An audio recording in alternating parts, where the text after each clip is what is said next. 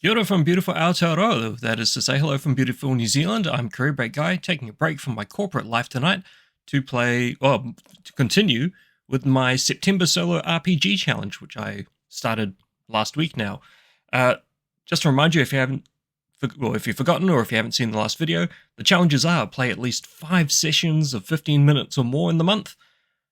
You can kind of do a level 2 of this challenge by using a new resource when you play, and you can do a 3rd level of the challenge by doing it live or showing it. So I'm recording my sessions.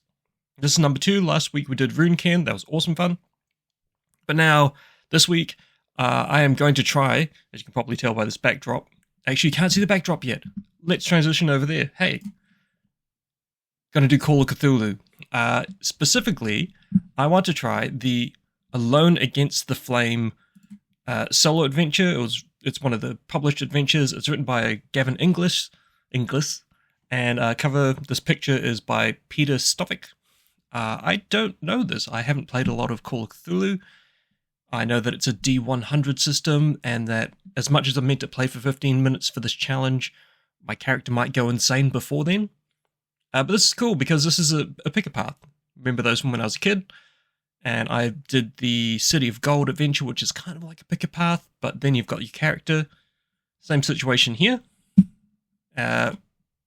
Using alchemy again, moved away from Foundry just because I had this sitting around, and it had a pre-created character, this Nevada Jones, who could be, based on any character, who knows? But they're an archaeology professor who has a dapper hat. And I haven't actually looked at these stats yet. I'm going to assume that obviously higher is better, because if I'm trying to roll a D100 and roll lower, it's got great education, great dexterity. Let's see some of these skills. Oh, good archaeology, charm. What else am I good at? I'm good at brawling, firearms, first aid, history. Oh, really good at languages. Excellent. Library use and languages, Latin, pretty good. Good occult. Pretty good psychology. Another good one at spot hidden. Okay. Yeah, this is my character. I'm a 35-year-old male from Winnipeg, Canada. I don't know. Let's see how this works. Again, I haven't played this story before, so this is new to me. I haven't played a lot of Call of Cthulhu in general, but I know how to read a pick a path. And by the way, I'm trying something slightly different. I'm recording this audio separately, and I'm going to see which track is best, whether the one that's recorded through OBS or this one that I'm going to try and put through Reaper. Prepping in case I start a podcast at a later date. Anyway, so I've got the PDF open of this adventure, and so I'm going to kick off. Surely it's going to start telling me when I need to choose things or roll things, and I'll use the Alchemy VTT for when it does. In the meantime, you get to look at this really delightful picture. Delightful? Are we going to say that?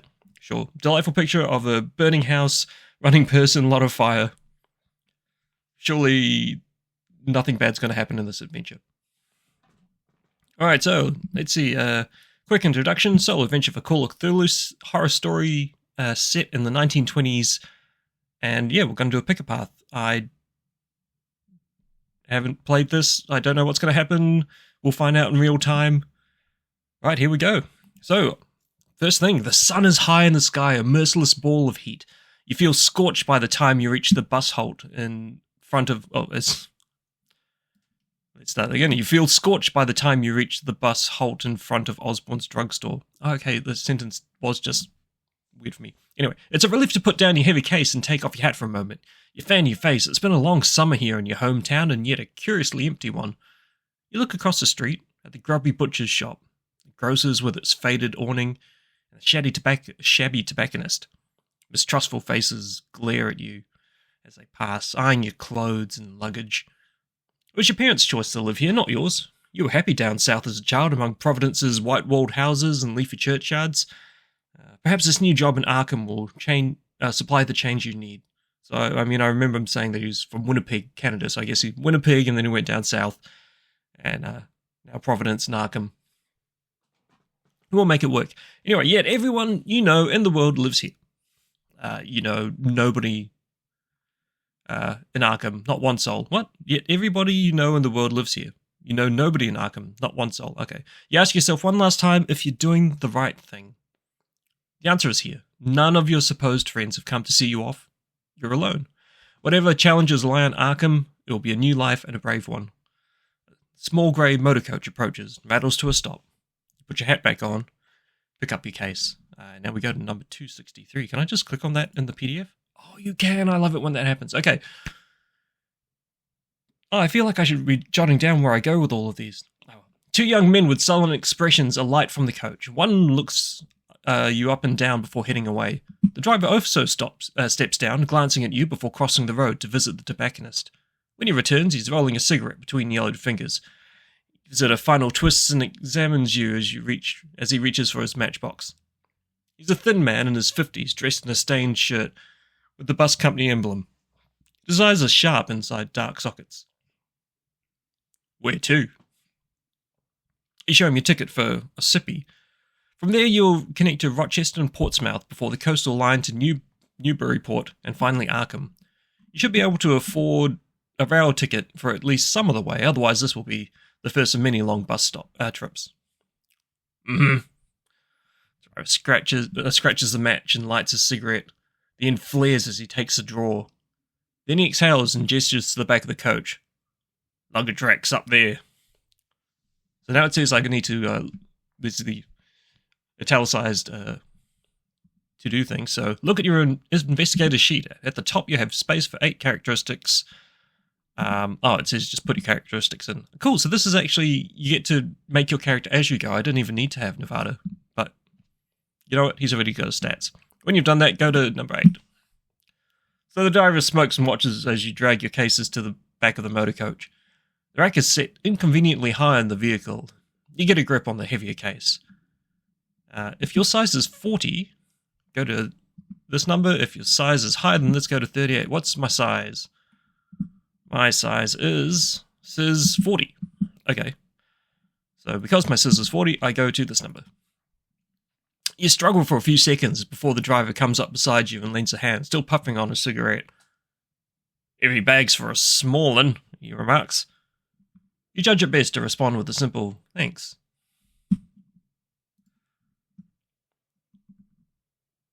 The driver flicks a cigarette into the gutter and steps into the motor coach. Its engine coughs into life. You board, grateful that you'll be the only passenger for the initial part of this trip, at least. With mixed emotions, you watch from the window as the tired avenues of your old home slip behind you, receding into the distance. For a few minutes, you can still see the church spire over the brow of the hill. Then the road dips, and it, too, is gone. Arkham is your new home. You'll travel there, and you'll make a new start. Let's see, it says, gotta put in some numbers on the character sheet. Tracking sanity, beginning sanity. What is my beginning sanity? This sounds like it's going to be important. Like, I know sanity is important in Call of Cthulhu. I just don't know where my one is. Mechanics? Sanity. 50. Okay, that's cool. If I just say that I'm playing this guy, does that mean it'll pop it up? Yeah, there we go. Sanity 50. Great, easy. Back to the story. The coach putters through the countryside. At first, the interior is stifling and your stomach lurches with every bend in the road. However, the driver opens his window and by switching seats, you find a spot where the breeze hits your face. You soon relax into the journey, observing a quaint hamlets that the coach serves. A heavyset woman boards at one settlement and gives you a polite nod. She gets off at the next one. The road rises a little, passing cornfields and orchards. The leaves are turning and the trees are alive with glorious reds and golds. You've just begun to doze when the driver takes a tight bend at speed.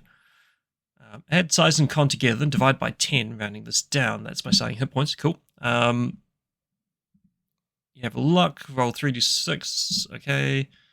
Now I must make a roll against my dex. Roll d100. If I equal my dex or less, I passed. So let's see if I pass a dex check. But because I'm using... so I've got the PDF up in front of the screen. So when you see my mouse scrolling around, it's because I've actually got the PDF open. Anyway, it says roll dex, so I should just be able to click on my dexterity here of 70. Oh, you can see that past my head. 68. Great. We made it. That's nice. I mean, that's a pretty high score, though. Close, though. If you passed, go to this number. A desperate yell awakens you. You feel yourself slide from the seat as the driver spins the wheel and the motor coach plunges off the road. You grab hold of the seat in front just in time to prevent a painful fall. The coach stops with a thump. Now you see what happened. A Fordson tractor stopped in the road and your driver had to swerve to avoid the steel obstacle. He leaps from his seat onto the road, unleashing a string of curses at the farmer. You take a moment to catch your breath. Perhaps you'd offer assistance. But the driver's already returned. He backs the coach up a little and threads it around the tractor, glaring at the farmer. You resume your journey. The driver takes the curve with more caution this time. He glances over his shoulder at you a couple of times. Yeah, sorry about before, he says. That fellow was dumber than a hog. I'm Silas. What's your name? The accident was at least as much Silas's fault as the farmer's, but it doesn't seem shrewd to antagonize the man while he's driving through the middle of nowhere. Make up a name for our character? Nevada Jones, how about that? So the coach turns onto a narrow road, which weaves uphill through woodlands. Silas has become chatty. Going to Arkham, eh? Can't say I've ever heard of the place. Went to Boston once. Didn't like that. Too much hustle and bustle. Your family this? A special someone waiting? The afternoon is wearing on. You see no harm in confiding in Silas about your new life. Job, eh? What's your line? What is my line of work according to this? He is a professor. Is that one of the options in this? Antiquarian professor. There you go. So you explained that you're joining the faculty at the renowned Miskatonic University. It's only a junior position with teaching and tutoring duties, but the institution is well regarded. Who knows where the appointment might lead? A symposium, a visiting lectureship, even one of the world-spanning expeditions. Silas wrinkles his nose. Had enough of book learning when I was young'un. Still, I suppose it's well enough for those who like it. Then you do some stuff on your sheet for scores. 128. You realise Silas hasn't made a stop since the incident with the tractor. Motor coach winds its way uphill. However, your thoughts are interrupted as the road crests a ridge and you are treated to a magnificent view of the vista below. A creek snakes through the valley, breaking the rich autumn palette of the tree line. Oh, that was a nice sentence. In the distance, the white mountains rise into hazy cloud. There's no settlement, not even a cabin, as far as the eye can see. Birds drift through the treetops, and you can just make out what might be a two-tailed deer. That would be something. Might be two white-tailed deer lingering by the water. Perhaps you're making a mistake by moving to the city. Could you survive on your own in this lush wilderness? Then it says, talking about your stats. The motor coach rattles on through the hills, and Silas lapses into silence. The sky darkens behind you, pinks tinting the clouds as the sun descends. Finally, a welcome sight comes into view, a settlement on the crest of a hill. This doesn't look like the pictures you've seen of Mississippi, but perhaps you can persuade Silas to stop while you stretch your legs. Minutes later, a harsh stuttering from the engine interrupts your reverie. Silas frowns and rattles the gear stick. The motor coach falters in its ascent. Silas utters a curse you don't recognise and grinds his teeth, struggling at the wheel. You seem to inch up the hill until you reach the first building. Low dwellings constructed from a rough red stone. Silas wrestles the coach into a small bay off the road. He scrambles from his seat and makes for the engine compartment. You may choose to make a roll against drive, auto, or psychology. What were my skills again? I feel like those were actually good ones. Drive auto is 20 and psych is 40. Okay, so we're testing on psych.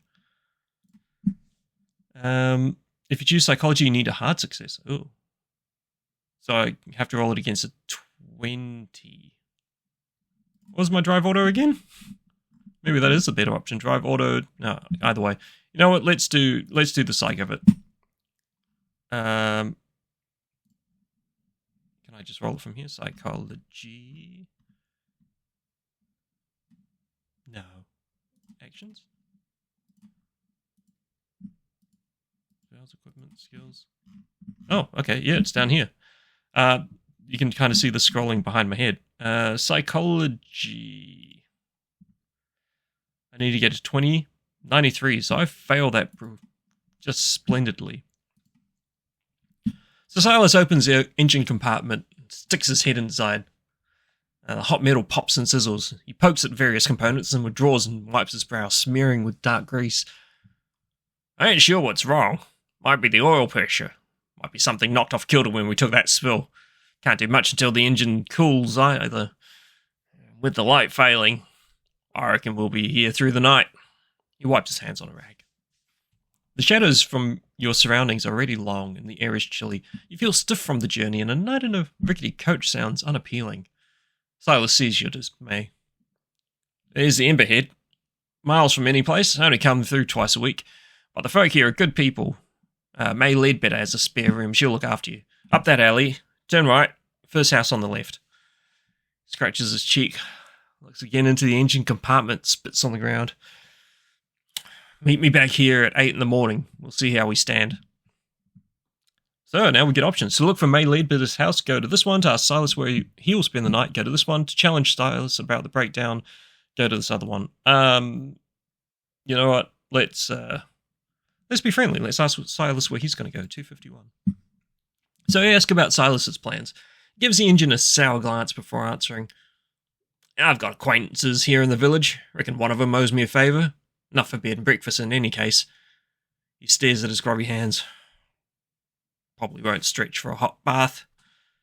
It seemed to have a lot of options, so you fetch your case from the back of the coach. Last thing you need is for all your worldly possessions to disappear into some stranger's hovel overnight. So you drag your cases between sullen buildings. You feel surprisingly weary, considering you've spent all day sitting down. Silas's directions lead you to a modest dwelling with a slate roof. A nameplate reads Leadbetter, and underneath, a sign in neat copper plate reads Lodging Room. The lane around you is gloomy, but a lamp flickers from the window. A breeze chills your face. You're not about to begin your new life by sleeping in the street. You rap on the weather-beaten door. After a moment, you hear footsteps inside the house. A bolt is drawn back, and the wooden door swings open. A figure with loose curls and rough-looking house dress peers at you. Her gaze takes in your travelling suit and your cases. Her voice has a slight Irish lilt, which I'll be unable to replicate. Hello, should I take it as you're looking for a room for the night? You inquire at her rate, suppressing a grimace. As far as you've seen, this village doesn't offer many alternatives. Oh, you'll find them all reasonable, she says. You look tired. I'm May. Come inside and we'll talk over a cup of tea. The Leadbetter house feels cramped, with the low ceiling and simple fittings. But it's well kept, and the cheerful fire crackles in the grate. The aroma of the tea is soothing, and the cup warms your fingers. Have you come to Emberhead for the festival? Asks May. Do we want to explain about Silas and the coach, or ask about the festival? Let's mention the coach. So May shakes her head as you glimpse at a moment of deep-seated anger in her green eyes. He always drives too fast, thinks the road is made for him and him alone. He turned mayor years back. That was a terrible thing. Should have seen the state of the coach. You'd be surprised at the damage done. She sips her tea and gazes past you into the corner of the room. We're living here, though. You can't afford to antagonize the man. He's about the only link we have with the world at large. He's not a bad soul at heart. I suppose that's going the same route for 15 years makes a man careless. You have to forgive him. May goes silent for a long moment. Then her eyes flick back to you. But you didn't come to listen to me blather, and you must be hungry. I can rustle you up a bit of stew. How would that be? You ask again about her rates, and May names a price so low you accept it without hesitation. The room is small but comfortable, and the stew dark and hearty. After dinner, you have a couple of hours before your usual bedtime. So I can chat with May, I can go outside and get my bearings, or I can turn in for an early night. May seems lovely, but you know what?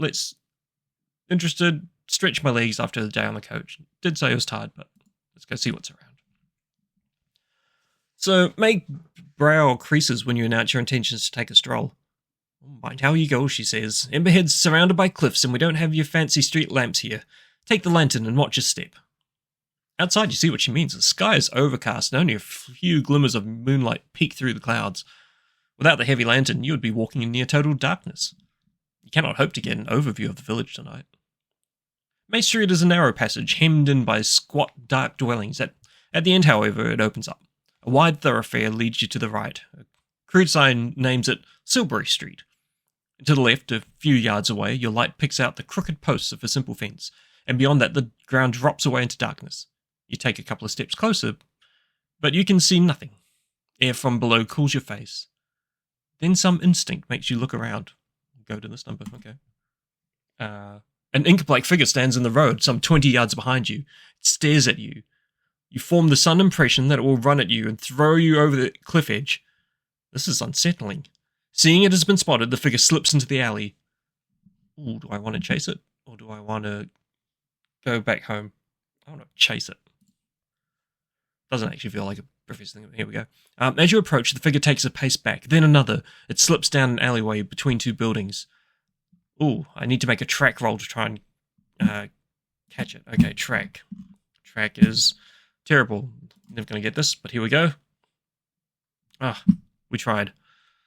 He's gone. I fail. I have to go to this number. The figure moves fast with almost silent steps. You're hampered with a heavy lantern in an unfamiliar environment. You emerge from the alley into a dusty courtyard and can detect no sign of your quarry. You scratch around for a few minutes, but the figure is gone. It seems unwise to continue your stroll through unknown dark streets while this threatening presence is abroad. You head back to the Leadbetter house. May lets you in, settles back in her chair. Soon she begins to yawn. I believe I'll turn in. When would you like your breakfast? As May stands, you hear a clunk behind you. You look over your shoulder, but all you can see is a wooden door securely closed. May tuts. The young lady of the house. She'll have been listening to us. Ruth, come and greet our guest.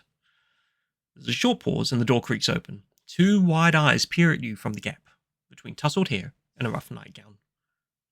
What do you say? The eyes blink. Pleased to meet you. Now get back to bed. The door closes again.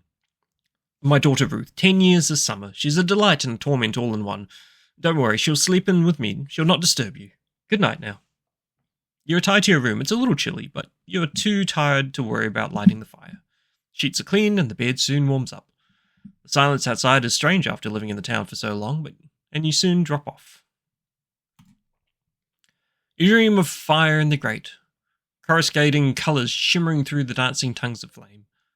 At first they are tiny, almost microscopic, but they grow and grow until a kaleidoscopic inferno spills from the fireplace, spreading across the floor, up the sheets, and you wake with a start. Daylight glints through the curtains.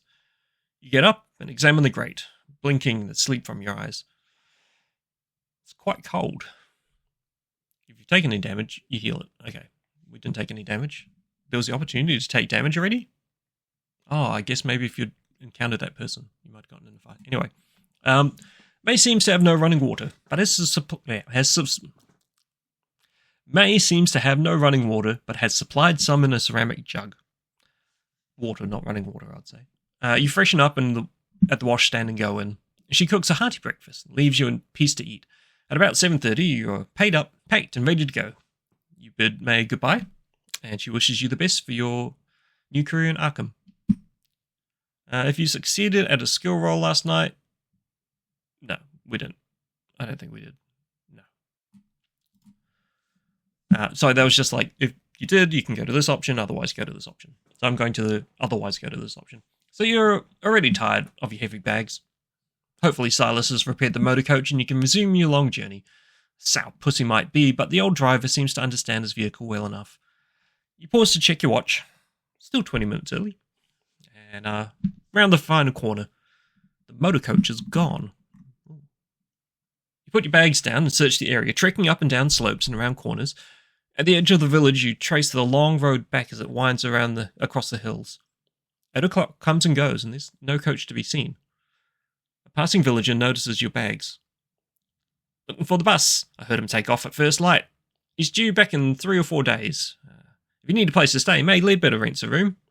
The man raises his hat to you, strolls off into the village. You curse Silas under your breath, because he's a jerk. Perhaps he went for parts, but you wonder if that old goat has stranded you here on purpose. Yeah, you old goat.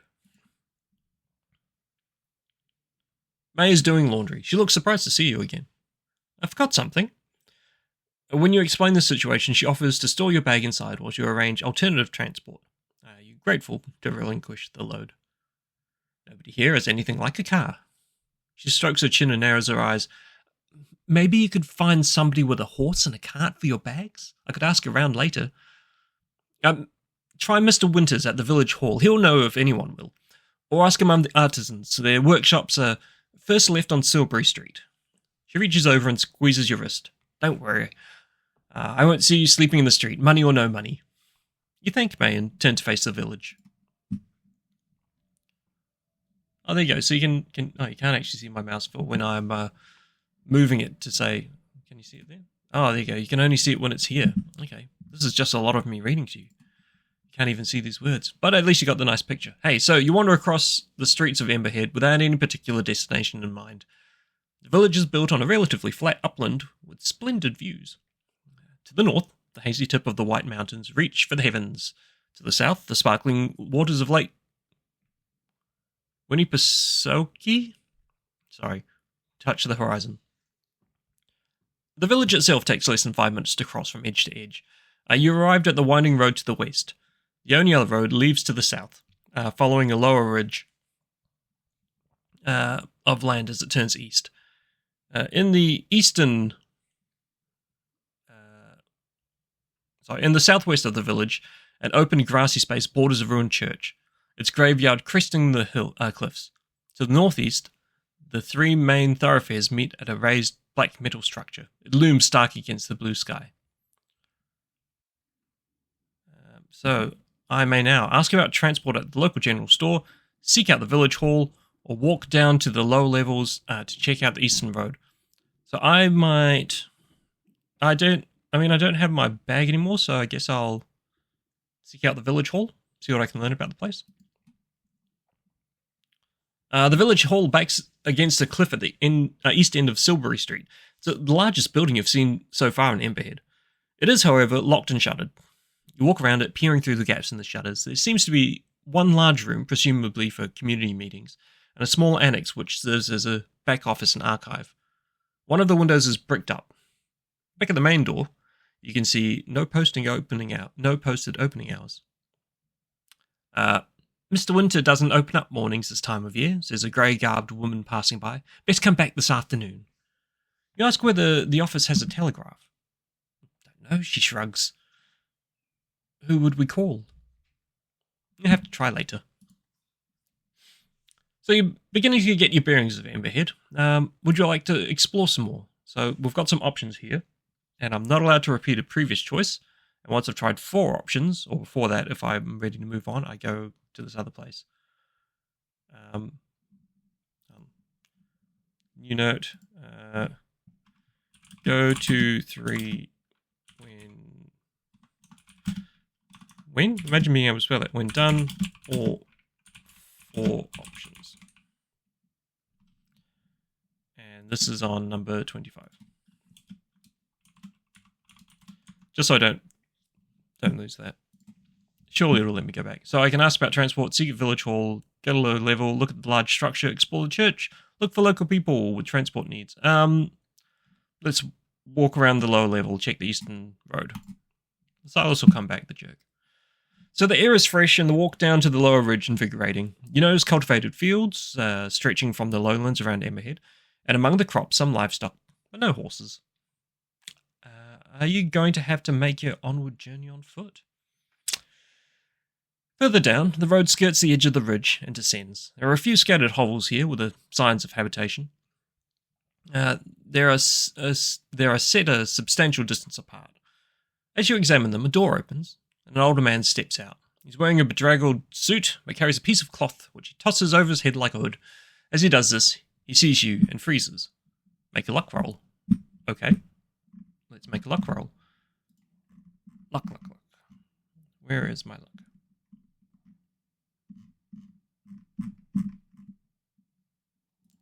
One's luck. What is my luck?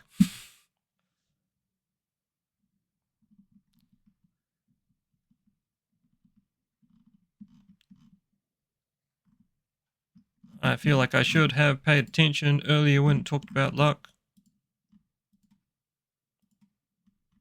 Luck.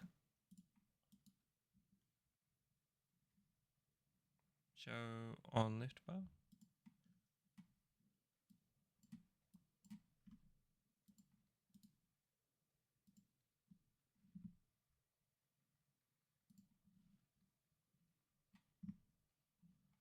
So my luck was 60. Oh, there it is. Did that doesn't roll. Does it roll? Oh, over here. All right, so I needed a 60, got a 58. That's cool. So it turns out that's all on the sheet anyway. So make a luck roll. If you succeed, go to this number.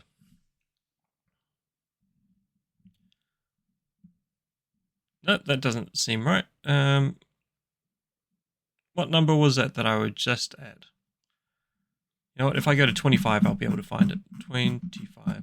Because I just read the first words, and it seems really unlikely to have been what I was meant to be, where I was meant to be. Okay, so I walked down to lower levels, 115. So I saw a man toss the cloth over his hood like a over his head like a hood, and then I make a luck roll. I go to 127. There we go. That makes more sense. The man looks up at the village, scanning the cliff tops. You get a brief flash of his face. There's something unsettling about it. Then he turns to walk away from the road. But as he does, he raises a hand and slowly beckons you. You can follow him, or if it seems unwise, you can turn. I'm going to follow him. You follow the man around the outcropping. He glances up, then steps between two rocks and vanishes. Closer inspection reveals a narrow channel leading into the cliff. There's just enough light to see a small natural chamber within. You'll be uncomfortably close to this man if you go inside. Do you follow or keep a distance? I'm going to follow. You know what? I must have had my 15 minutes already. With a wary step, you squeeze between rocky outcrops and enter the concealed chamber, almost banging your head on the low ceiling.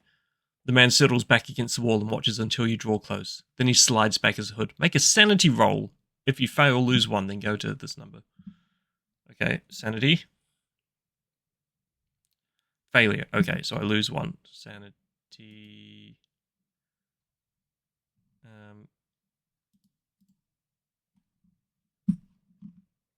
I need to change my sanity now. Backstory mechanics. Edit. Mechanics. Sanity is 1 less now. I probably could have just done that on the thing, can't I?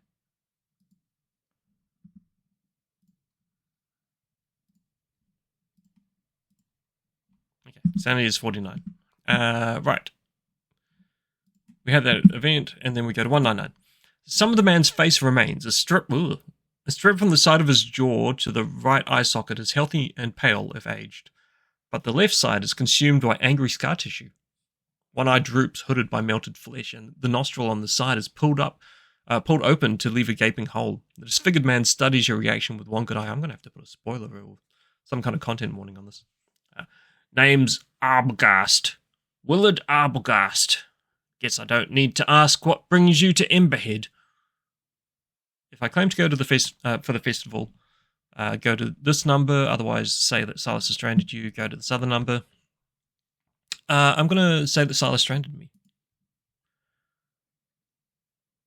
The swollen mouth gives a little twist downwards. Son of a has rat's blood. His fingers tighten into a fist. Please don't punch me. Arbogast fixes you with a lopsided yet intense stare. You seek me out, eh? He looks at the cave ceiling. Which one of them told you about me? Never mind, it doesn't matter. Truth is, they fear what I know. They'll never come at me direct. Don't want to end up like old Arbogast. He giggles. The high-pitched sound is all the more grotesque coming from these bloated lips. Then abruptly his gaze turns to iron. Emberhead died 40 years ago, shattered by flame, consumed by the stars themselves. The ancient hill was cleansed by inferno. From the blackened ground came new life, as is the way of all things. The Abenaki knew. Arbogast wipes his nose on his sleeve. Except none of that happened. Flames were turned away, the necessary death postponed a year, and a year again. Now those up there, he stabs a scrawny finger at the ceiling, think themselves saviors of the village. Think they can defy the great old ones. Cthulhu. He shakes his head. With a strange eons, their lives matter less than the blink of an eye. A fierce intelligence burns in his gaze, but you suspect Arbogast may be quite insane. Should his mood change, it would not be difficult for him to seize one of the loose rocks and crack your skull. We can ask him about the Abenaki. The great old ones, villages, all leave. You know what? I'm a doctor. What is this great old one? I think I had some points in occult. A smile of sickly rapture comes over Arbogast's scarred features. The great old ones. The Wind Walker, Cthulhu, the crawling chaos. Like the rest of them, spread like gnats upon the earth, you think your actions matter, yes? Your existence matters? He shakes his head. We are dust that sifts in the breeze, the motes that drift in the last rays of the sun. You are nothing. We are nothing. I'm just going to move the thing so I can read it over here. He gathers himself into silence. Just when you think the sermon is over, he stirs.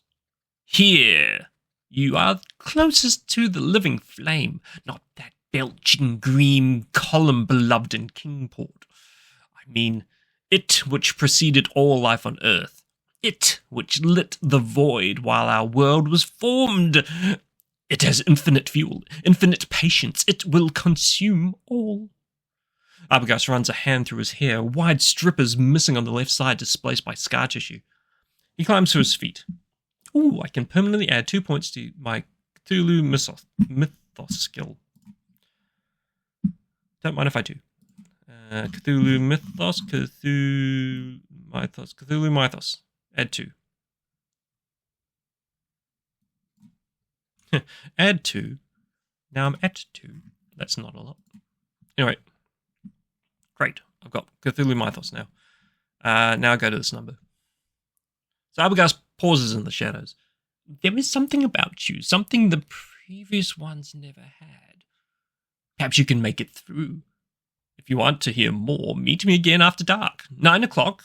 The graveyard on the other side. He lifts a gnarled finger. Don't be followed, else I won't be there. This ain't the time of year for a showdown. Arbogast wipes his nose on his sleeve again. Go now, their eyes are on me. And stranger, don't try to run. You'll never make it. You emerge into the sunlight, blinking and more than a little shaken. I've discovered a secret. Later tonight, Tex will offer you a chance to follow up on it. If I do, add 20 to current entry. Okay, let's make a note here. Add 20 to current entry if secret followed. And what number is that? That is number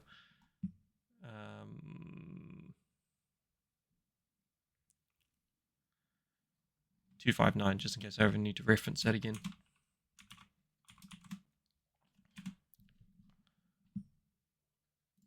Okay, now, for now, go to 160. So, you turn your back to the road and your core business, getting out of Emberhead and onward to Ossipee. The ridge gives you a good viewpoint from which you can see the course of the road. It winds with the hills, disappearing into woodlands for a while before merging further on. By your best estimation, that is at least 6 or 7 miles distance. But you see no other settlements or traffic. It may be worth taking a chance and walking. The weather is still mild, but you'll need supplies before you attempt it.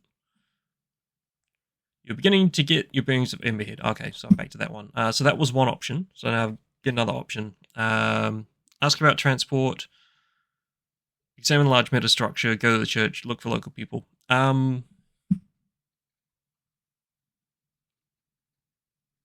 Examine the large metal structure? What's that about?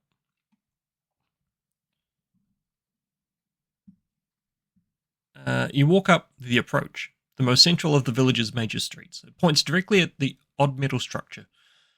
As you emerge from the shade of the nearby building, you are greeted by a magnificent panorama spread from the north to the southeast. The last colours of fall tint the hills in a sleepy gold.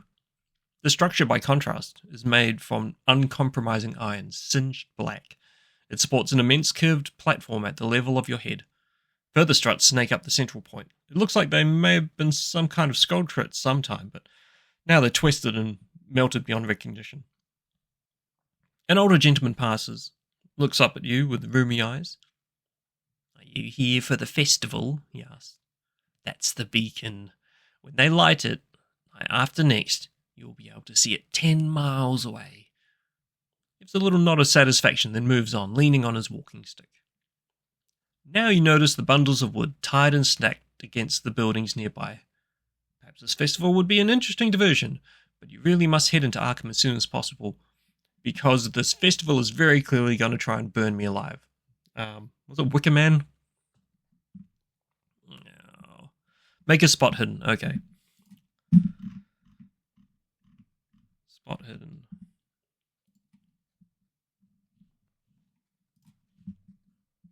Looking for 25. No, sorry. Looking for 50. Got a 48. Great. Go to 69. As you walk away from the iron structure, you notice something strange about the construction of the village. All the wooden dwellings are concentrated in the west and southwest. To the east and northeast, closest to the beacon, the buildings are formed from dark brick and clay. Does that mean that the settlement began at the beacon and spread west?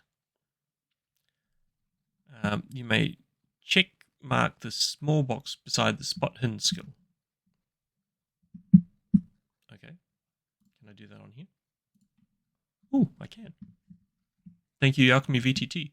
I hear there's a whole bunch of improvements coming out soon. Or in the next year or something. Keep an eye on it. Alright, so that was 2. And it says I'm allowed to try 4 options. So we've done the church, we've done the village hall as well. So this is the last one. We will so get the village hall, walk down the church.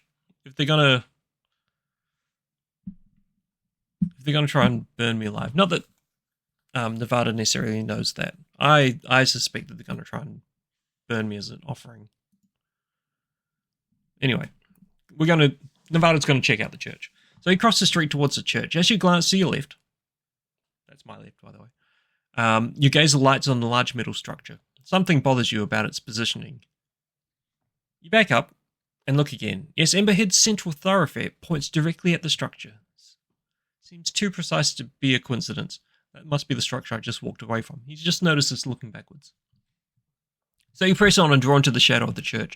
The building is in a sorry state. The top of the steeple is missing, a ragged gash of splintered board marking its absence, and the floors beneath it have collapsed. It appears to have torn through the roof of the main building as it fell. Only the back half is still intact. The white paint, which once covered the church, has yellowed and peeled. It's like an explosion. It seems safe enough to explore the rear section. Old pews are stacked against the walls, choked with mildew. Most of the windows are broken. You guess this church has been disused for about 20 years? There's little more to interest you. Make a ride roll. You may have a bonus die, roll the 10's percentage twice and take the lower result. If you succeed, go to 46. Okay. So I'll do a ride and then I'll roll another d10 just to see what that looks like. So ride. Need a 5. 38. So look, I'm going to roll this d10. Even if it's a 0, which means I'll get 8. 8 is too high. But it's interesting to see. Oh, wow. So hilariously, it would have been an 8, but with a target of 5. Just not happening. So make a ride roll. If you succeed, otherwise go to 25. I wonder what I would have found. Anyway, that's my 4 options. So now I need to go to 3. Oh, it won't let me click on that. Lame. Okay. Found a broken link in your PDF, by the way. So the morning exertions have left you hungry. You roam the streets of Emberhead looking for sustenance. There's nothing resembling the busy cafes of your hometown or anything that might be called a restaurant. It's beginning to look like you'll have to get supplies from the general store when May Ledbetter comes down the street with a girl trailing in a wake. Oh, must be Ruth. As she notices you, she races past the mother and approaches you with a smile. This is a different Ruth from the shy creature of last night. As she reaches you, she stops, stretches her arms up in celebration. She looks up in your eyes. Abruptly, the smile drops from her face and she looks several years older. "Get out before the festival," she hisses. "Get out!" She blinks hard and scuttles back towards her mother. That's creepy. May approaches, wrapping an arm around her daughter's shoulders. She smiles. "How are you getting on? Have you found transport?" Startled, you explain the frustrations of the situation. "I'll try Mr. Winters in the village hall. He's always in an afternoon. You'll be hungry by now. Help yourself to any food in the house. The door's not locked." You glance at Ruth, where she has squirreled herself behind her mother's legs. Her eyes implore you to silence. So I can ask Ruth about what she said, ask May about what Ruth said, or I could say nothing. Okay, so look, it's just really confirming that I'm just going to say nothing.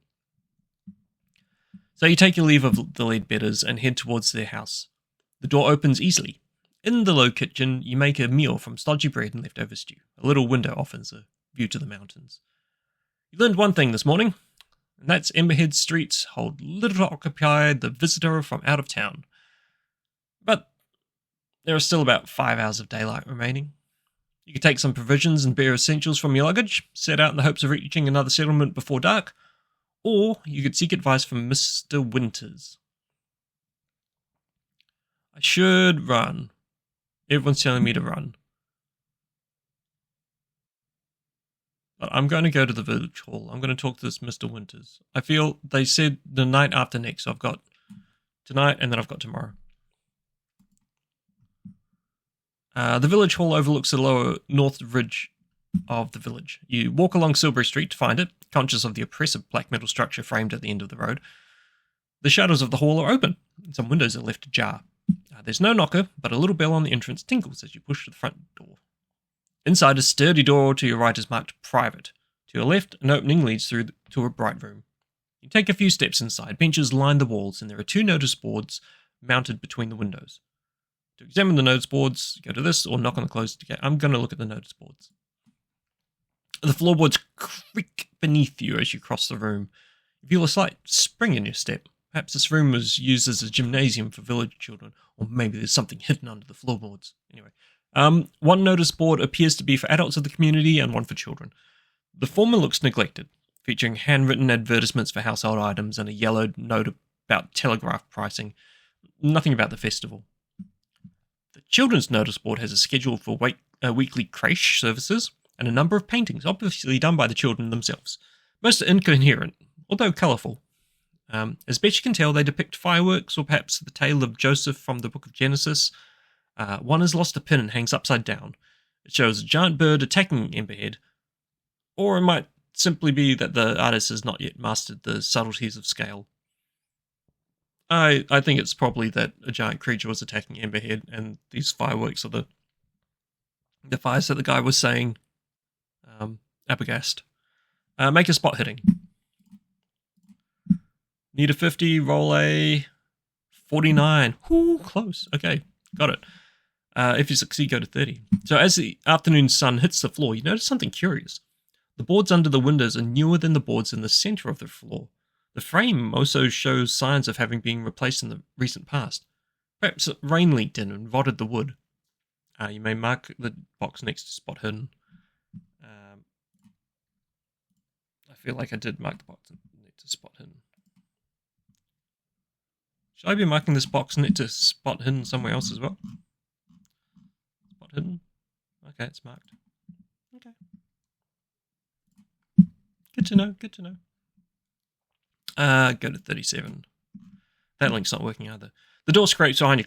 A middle-aged, bespectacled gentleman appears in the doorway. May I help you? You explain you are visiting on May Ledbetter's recommendation. Well, I'm Clyde Winters. I'm not sure I can help you, but would you care for some coffee? I'm partial to a cup in the afternoon. I don't know why it's British in the middle of, in America. Anyway, here we go. He gestures to the open door behind him. This seems like a worthy opportunity, and you are a little thirsty. You step through the door marked private. On the other side of the village hall is in marked contrast to the public space. The room is compact, lined with shelves of books and file alcoves.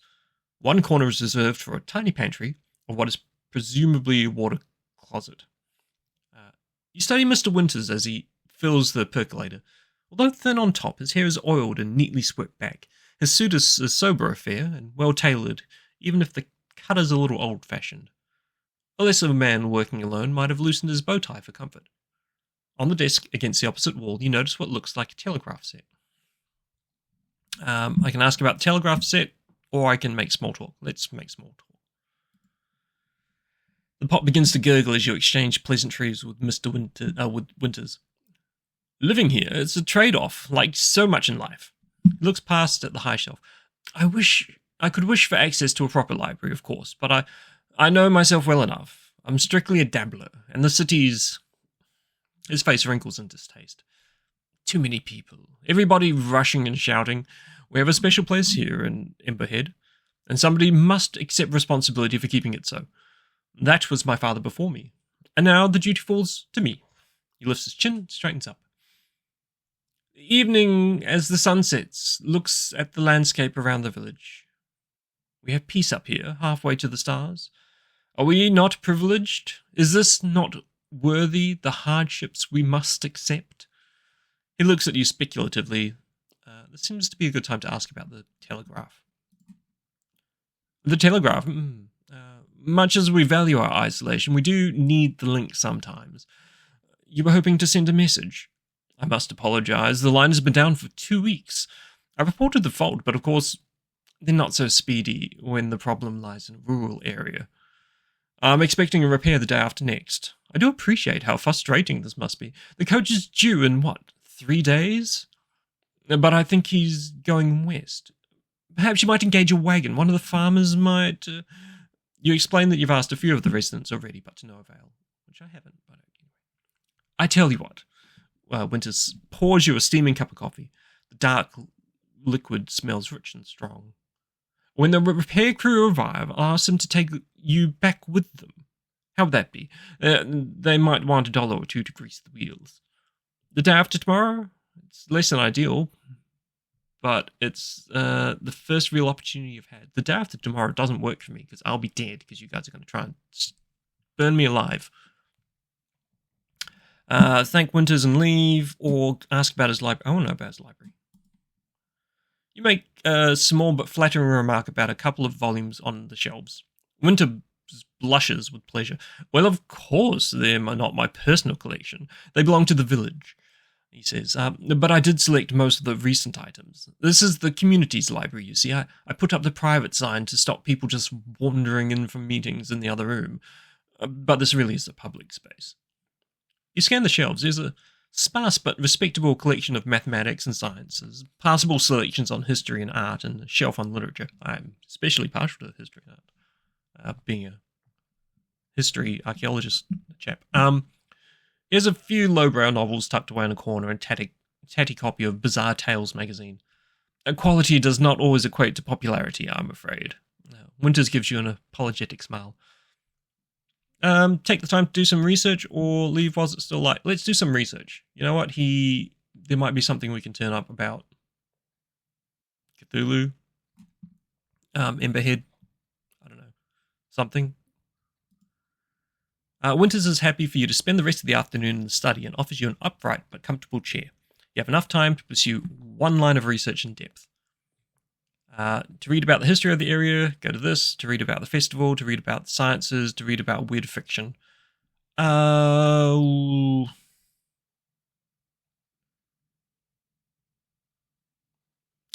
do we reckon? I reckon let's read about the festival. That's just going to be niceties, isn't it? Let's read about the history of the area. There is no single book on the history of the area, and you have to put together a picture from a variety of slim, specialized volumes. There seems to be some suggestion that the hill upon which Emberhead is built was a place of reverence for the Abenaki, There's the two options. A native tribe whose name means people of the Dawnlands. The tribe made its annual journey to the hill as the leaves turn the deepest hue of sunset. There are some references to sun rituals performed in the area, but those are not convincingly attributed. The region was caught up in King George's War, and in 1746, British colonial forces counterattacked in response to a raid by the Wabanaki Confederacy, which included the Abenaki. The king's men gave no quarter, and the few survivors among the natives were driven from the area permanently. There seems to be no confirmed date when Ember Head itself was founded, although there are accounts of settlers on the hill from shortly after the end of the Revolutionary War. Yeah, so these are the Abenaki. That sun ritual sounds like what I'm going to be burned in. The afternoon wears on. You've not quite finished your reading when Winters glances out the window and stands up. He clears his throat. Make a credit rating roll. If I succeed, go one way or go to the other one. Okay, do I have a credit rating handy? Credit rating? That's luck, sanity, actions, equipment.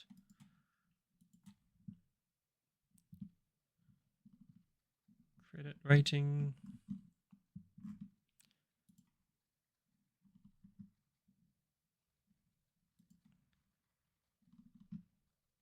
Where is credit rating? Gear?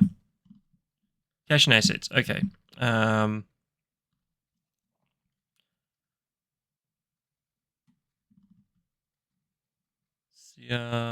Times 2. Credit times 2. Assets times 50. I guess I need to do that. CR times 2 rather than assets. Okay, hold on. So let's see. Just remember that we are on 99. Let's make a note to say we're on 99. Close.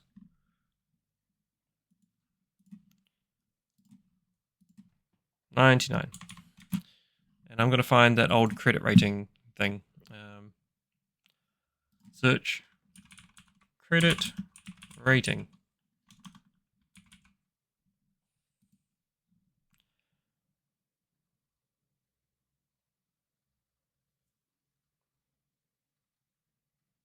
My credit rating skill is 30. Okay. Great. So I need to make a roll at 30. T100. Aiming for a 30 or less. Got a 25. Yo! Nice. Okay, so it succeeded. I'm happy to leave you in charge for half an hour or so. He smiles. Please don't issue any books without a valid library card. You thank Winters for his trust and continue with your reading for a time. As the light dims, you find yourself yawning in the closeness of the room. Perhaps it's time to change your material. Make a spot hidden. Okay, I've had some good luck with spot hidden before. Still don't know why I've made a dot with it. Needed a 50, got a 40. If I succeed. I'm loving having a good spot hidden. As you scan the shelves to try and you try to move aside one of the 3 volumes of Walpole's A Comprehensive Grammar on the Andean People. It will not shift, and upon further inspection, you find that the 3 volumes are actually glued together and attached to the wall.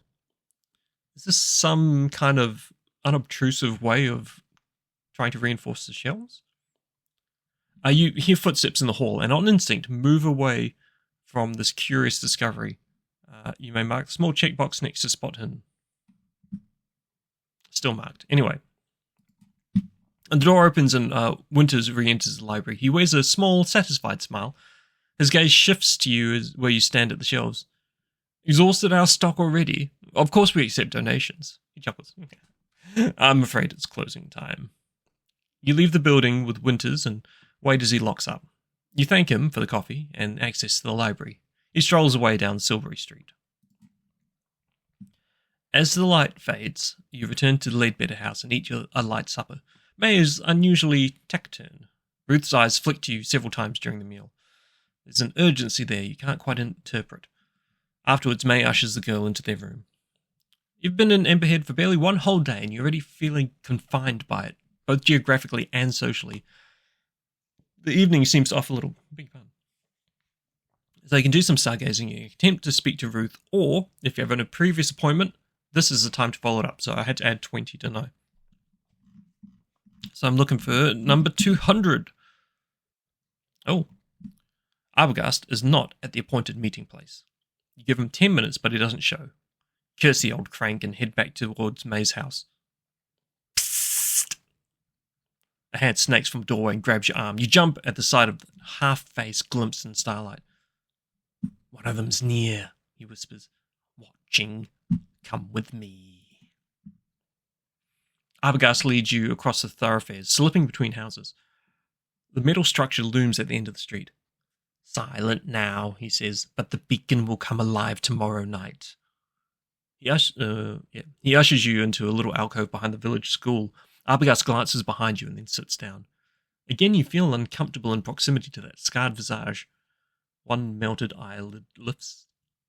You don't have long. Understand this. I was the conduit, the interpreter, before the fool Winters and his fancy words. The things which come to Amberhead care not for words. Those idiots think this is a ritual of sacrifice? He spits on the grass. It is a ritual of control. They know the words, but they do not comprehend the forces they call. He sniffs and sits back. No. You have no time for more questions. I will teach you how to end it at the moment when all is lost. You can return this hill to the earth, to the death that came 40 years ago. I've tried it myself, but his head sags. I no longer have the concentration. The chant is simple. I can teach you, but you must perform it with the clarity of mind that I have lacked for years.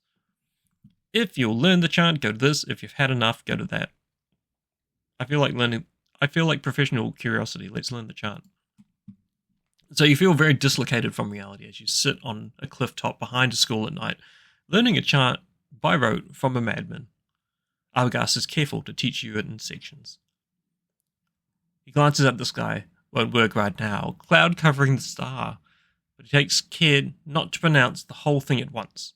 It has a rhythmic beginning and various elaborations, but the core passage is repeated 3 times. Man, if I thought I had troubles saying names on this channel before. Anyway. Vingli Mugfnafm Cthulhu Formelhout Naf Dragon Cthulhu. I'm not going to be summoning anything. In time, Arbogast listens to your recital and nods. Remember every sound, but never speak it if you have plans left on the earth. You have discovered a secret. If your situation ever becomes desperate enough to try Arbogast's ritual, the text will offer you the option. At that point, if you want to try, add 10. Okay, let's make that note. Add 10 if desperate. And that is entry number 175. If I ever need to reference what the heck I'm talking about. Such a loud keyboard. I gotta get another one, but my old one broke. Okay, Arbogast leans back. It will make you one with the living. A black shape lunges from the dark. It wraps an arm around Arbogast's throat and drags him backwards out of the alcove. He grabs at the arm, kicking empty air. You see a gleam of a long blade in the moonlight. Make a dodge roll. Jeez, okay. Someone doesn't want us to know that. Need a 35, roll a 63. Ooh, fail, that's something chronic. Okay. If you fail, something smashes you on the temple. You reel back, you hear Arbogast yell and see the knife flash 1, 2, 3 times, its shiny surface darkening with blood. Something strikes you again, and as you sink, flames leap from the ground, painting the night with infernal color. They pick out 3 dark figures. Take 1d6 damage. 1d6 damage. I don't have that many damage to start with. I've only got 9 hit points. I've taken 2. Now I'm on 7 hit points. I feel like I said take 2, and it... Oh, there you go, I did do it. Took a little while. Go to 45. So you wake with a jolt, wrestling the blankets, ready to attack. The Leadbetter guest room is quiet, painted with morning light. There is nobody here but you. You release the blankets and wait for your heart to stop hammering. What the dilly? The Leadbetter kitchen is empty, though breads and eggs have been laid out for your breakfast. There is a note from May explaining she has taken Ruth out for a few hours. If you're involved in a fight in the village last night and want to investigate the aftermath, go here, otherwise go 78. Do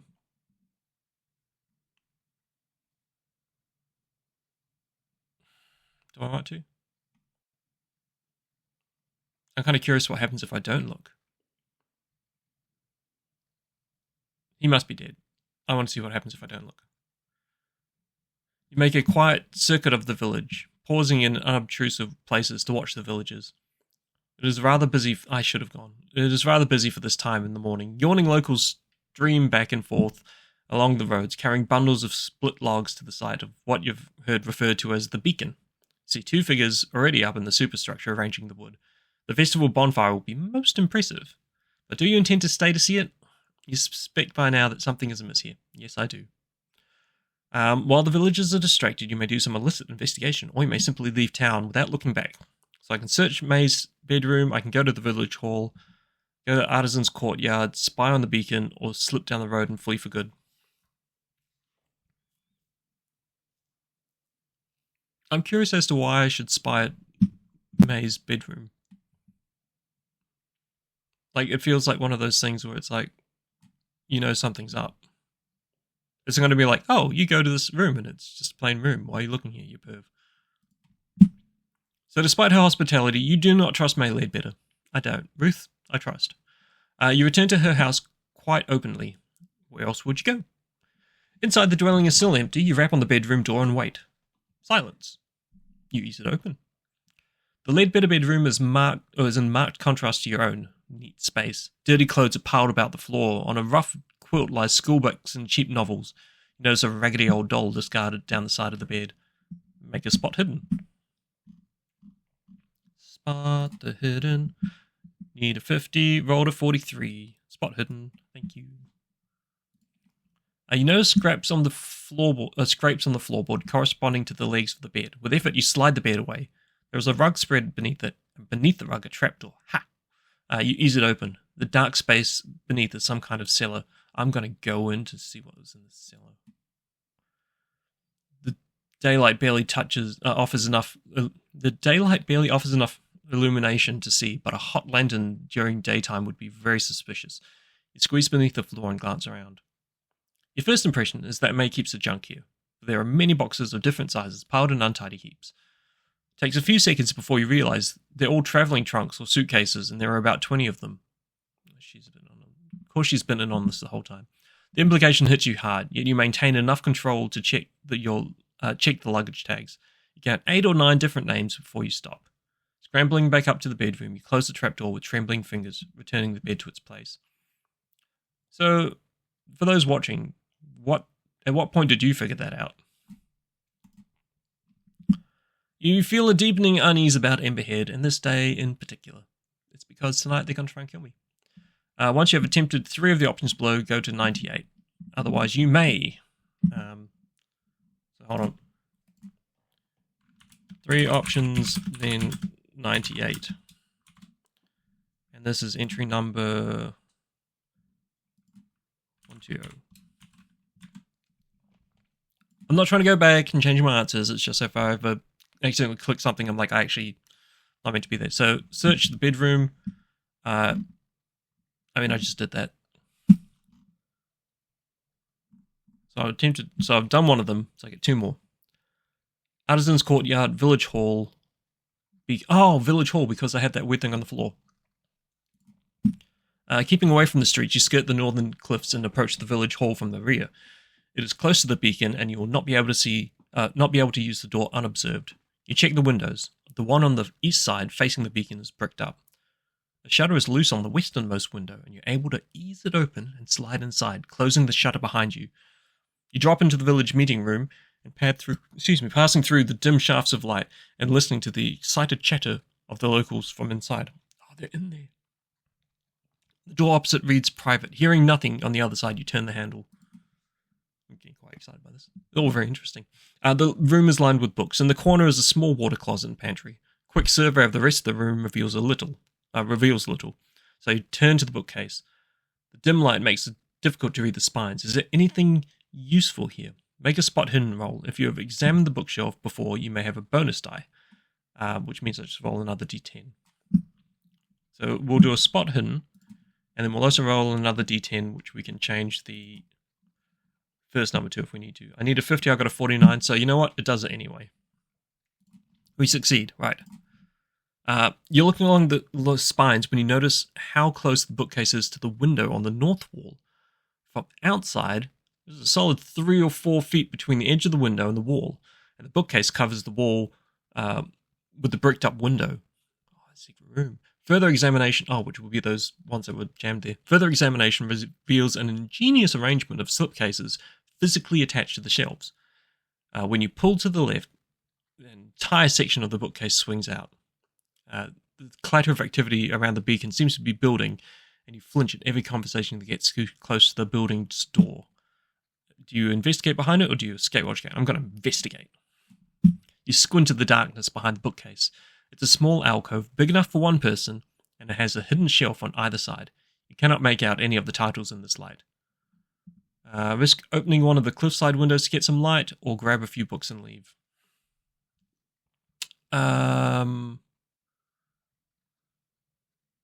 Let's have a look in here. 165. They're going to catch me anyway. Enough light spills into the room for you to make out the titles. The contents of the alcove are quite different from the wider library. The books are much older, some are handwritten, and many are in strange scripts you do not recognize. You could spend a week in here browsing the bizarre volumes. Make a library use roll.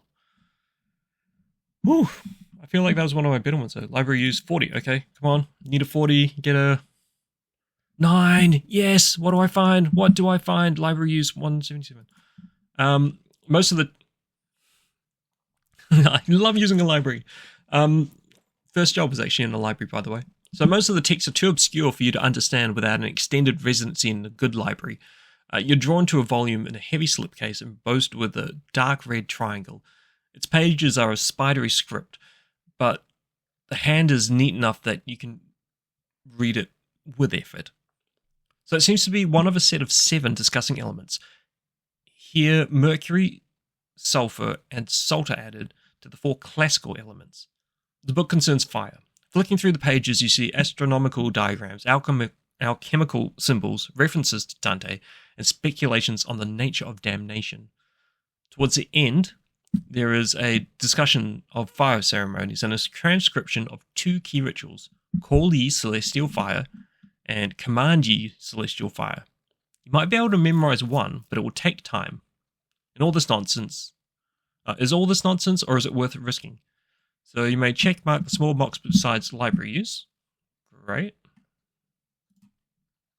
Still don't know what the check mark does, but happy to have the thing. Oh, yep, now it's there. Great. To memorize Call Ye Celestial Flame or Command Ye Celestial Flame. If I've pushed my luck, go somewhere else. Let's Command Ye Celestial Flame.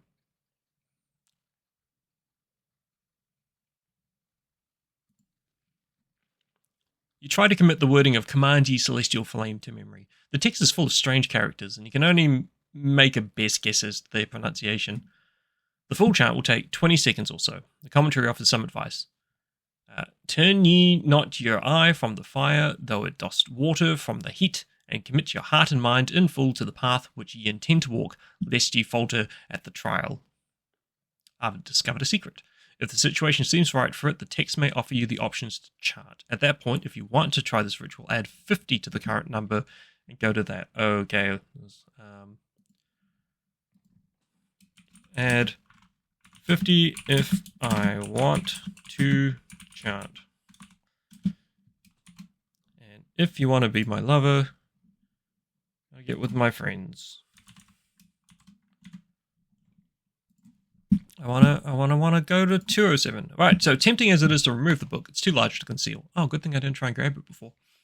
You slip it back onto the shelf and ease the bookcase back into place. Immediately, you hear the scratch of a key in the hall door and you sprint for the open window. Make a dex roll.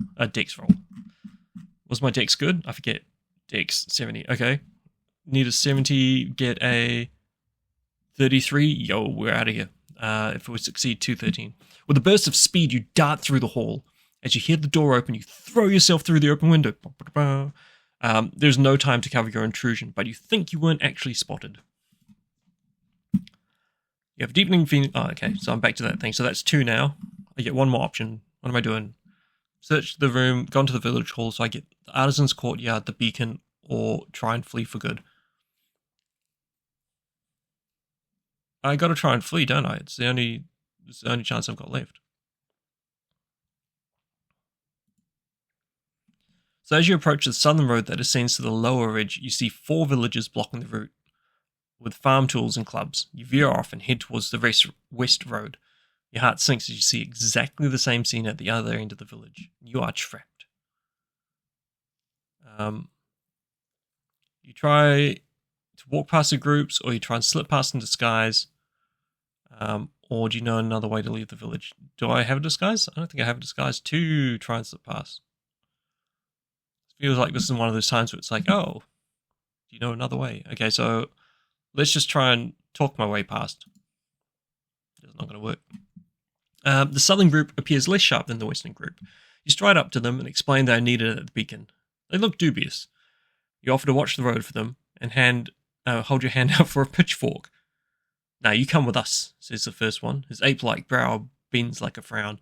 "Make an extreme fast talk roll. This is a roll equal to or less than 1/5 of your skill." Do I even have fast talk? My fast talk is 5, so I need to roll 1. If I roll a 1, I get this. I actually kind of want to get this. No, 85. No way. So I fail. And the locals are not as stupid as you think. They grab you and march you back to the center of the village. Yeah, I'm screwed. Thankfully, they've got those chants and stuff. So 108. The fading light from the narrow window tells you afternoon is giving way to evening. Your hands are shackled behind your back, so you cannot even lie down on the rough bed. A woman you have not seen before comes in. Her face is wrinkled and her eyes dull. They do not meet yours, and she puts a cup to your lips. I'm not going to drink your drink, wrinkly lady. I got nothing against ladies with wrinkles, sorry, or anyone with wrinkles. I'm just saying I don't want to. You're trying to kill me.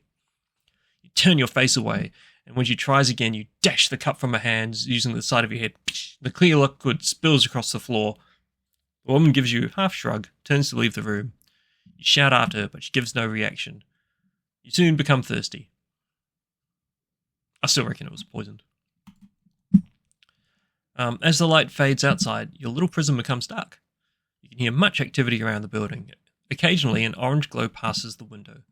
The only comfortable position in the shackles seems to be to sit against the end of the bed with your arms hanging behind you. You need to concentrate and come up with a plan. There's clearly no escape from your bonds. You do not know exactly what your captors want from you. They want to burn you alive. But you cannot ignore the fact that they have spent the entire day constructing a massive bonfire. This is not a surprise. 27. The door scrapes, wrenching you back into the moment. Orange light spills into the house from blazing torches, held at the threshold. 2 large villagers step in and grab you. At least you assume they're villagers. They wear heavy black cloaks and their faces and hands are painted entirely black, save only for a red triangle centered on their left eye. That's creepy. You try to drag your legs, but they reach under your arms and lift you bodily from the bed. Outside, it seems that the whole village is congregated to see you. Every single one has a blackened face with a red triangle motif. Torches splutter and spill fire. You struggle, but you can see physical resistance is hopeless. You'll march to the central street and turn to face the beacon. This episode is going to be about the right length. Your procession down the approach is slow and formal, save for when you sense weakness and yank at your captors. A chill touches you when you see the 3 human shapes carried ahead of you draped in red cloth. The beacon looms larger and larger, its dreadful silhouette, a black triangle pointing to the stars. A low drone begins among the cloaked figures, unbidden. The word mourners comes to mind. Smoke from the torches makes you cough, and you feel heat on your face. As you reach the cleared area around the beacon, 3 dancers break from the pack. Young girls swinging balls of fire in spectacular arcs, dancing circles in the night air. One by one, they draw close to you and touch your forehead with their sooty fingers. Each kisses you 3 times, on the left cheek, right cheek, then forehead. Then they whisper in your ears. The smell of kerosene fills your nose. I used to do fire poise, so it's like a long metal chain, and then at the end there was a wad of Kevlar which you'd soak in kerosene, and you just spin it around your head. Used to be great fun. Make an APP roll. Appearance roll. Okay. I got appearance 50, so I need a 50. I get a 78. Nah, ugly. Yo, ugly. If you fail, go to 148. Through your sacrifice, the village will be reborn, says the first answer. You pass from earth to air for all our sakes, says the second. Through incandescence may you find rapture, said the third. The dance weaves off and disappears behind the building. I wonder what would have happened. As you arrive beneath the beacon, 10 villagers close in on you.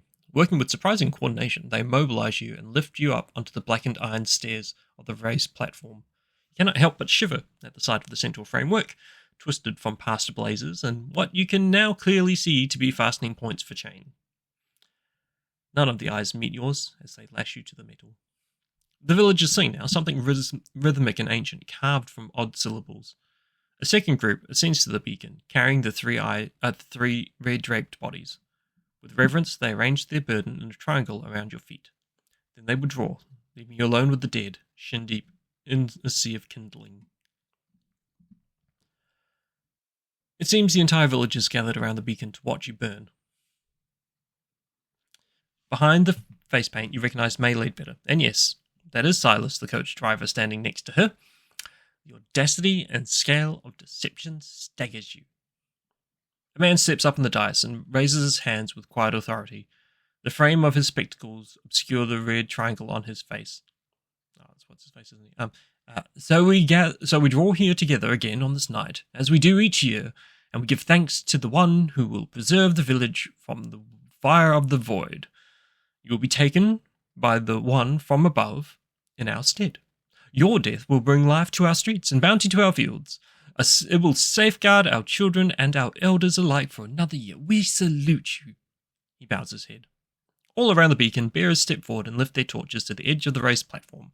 A ring of tiny flames flicker up around the perimeter. As they wink, the singing of the villagers drops into an unearthly rhythm. I can throw my weight against the bonds, or I can wait to see what happens. Throw some weight against the bonds.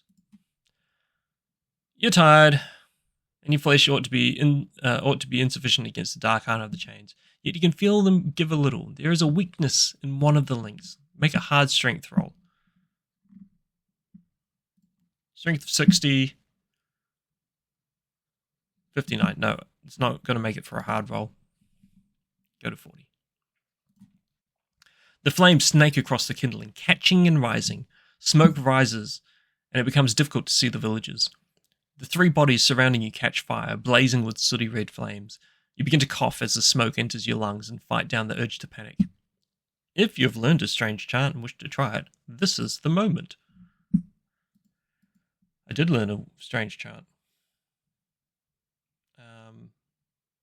50. Add 50. So I'm on 40. I need to get to 90.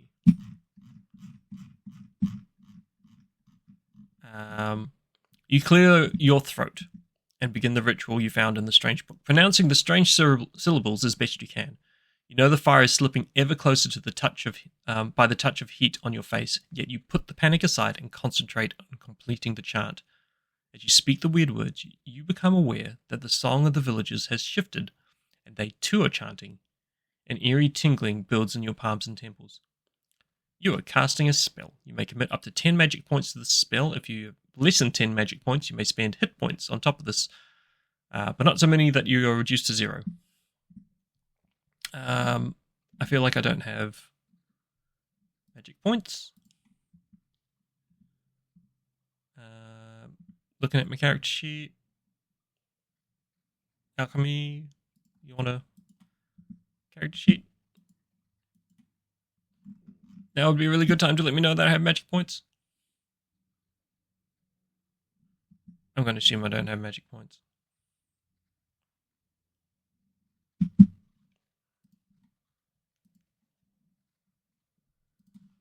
Spells? Actions? Equipment?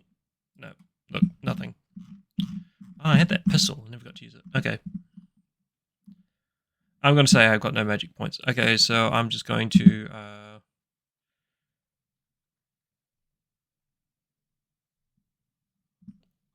decide how many points I'm going to commit. None. You sense rather than see stars descend from the sky above you. From your flaming tether, you reach out to command the stars. For every magic point you commit, it gives you a 10% chance to succeed. Well, I committed no points, so I fail. That's unfortunate. Lames. Flames lick at your legs. Your eyes water. You're shrouded in smoke. It might be your imagination, but you think you can feel a slight give in your chains. You throw yourself against them, giving no thought as to how they bite your wrist. Take 1d6 hit points from the fire. Please low number. I've got 7 hit points left. I rolled a 1. That's great. Okay. If this reduces you to 0, which doesn't, great.